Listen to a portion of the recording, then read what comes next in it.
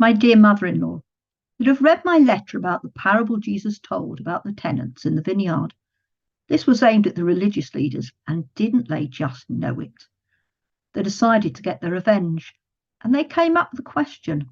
It seemed quite an innocent one, all about whether we should pay taxes to the Roman emperor or not.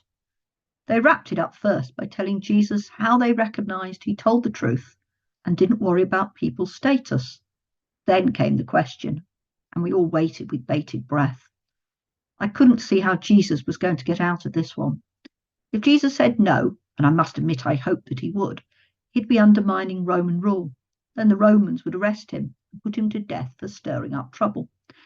If he said yes, then he'd be siding with the Romans and could not possibly be a good Jew and not the Messiah. After all, the Messiah had come to free us from our enemies, not side with them. I couldn't see how Jesus could win this one. Jesus didn't seem perturbed by the question at all. Initially, he seemed to pause. Maybe he was praying. Then he spoke out. You hypocrites! Why are you trying to trap me? Show me the coin for paying the tax. Well, Jesus didn't have the coin, neither did I. But the religious leaders did. Talk about hypocrites. They despised the Roman money, yet they were very happy to use it. They handed a coin over. On one side is the image of the Roman emperor. He is the son of Augustus, and like other emperors, considers himself a god. Then Jesus spoke. Whose face and name are these? The emperor's, we all answered. Well then, pay the emperor what belongs to the emperor, and pay God what belongs to God. What an answer. It's the emperor's image on the coin, so we can give it back to him without feeling that we are betraying God. The religious leaders were open-mouthed at Jesus' answer and quickly disappeared. But Jesus' answer has got me thinking. Maybe paying taxes is not something I should complain about. Despite being under Roman rule and wanting our freedom, there are some benefits.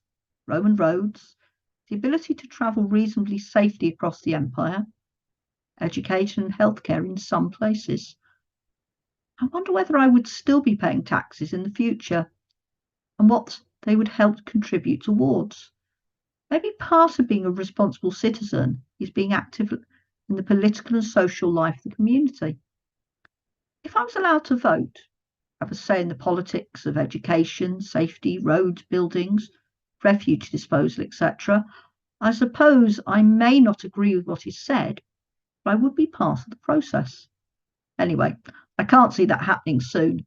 Me, an uneducated fisherman, making a difference. But what did Jesus mean about paying God what belongs to God? I've been thinking it over. First of all, there is worship, spending time with God just like Jesus does, spending time in prayer and studying the scriptures, in worship at the temple and a local synagogue, asking questions and talking about what God wants from us, what the kingdom of God is like. Dangerous stuff in today's world. After all, good citizens in the Roman Empire worshipped the emperor, and by not doing so, we are standing out. I also think there is more to it than this. We are made in the image of God, not like a portrait like the emperor's, but in our hearts and minds, our talents and personalities. Jesus is talking about giving back to God ourselves, and at the core of that is love. Our relationships, the blessings and care we give, the way we value others and receive from them, and because we are loved, then we want to give. The amount we give is in response to God's love for us. Wow, this has given me so much to think about. How willing am I to give back to God what God has blessed me with? Actually, when it comes to money, whose money is it anyway? Is it my money because I've earned it, or is it God's money that I've been loaned for a purpose?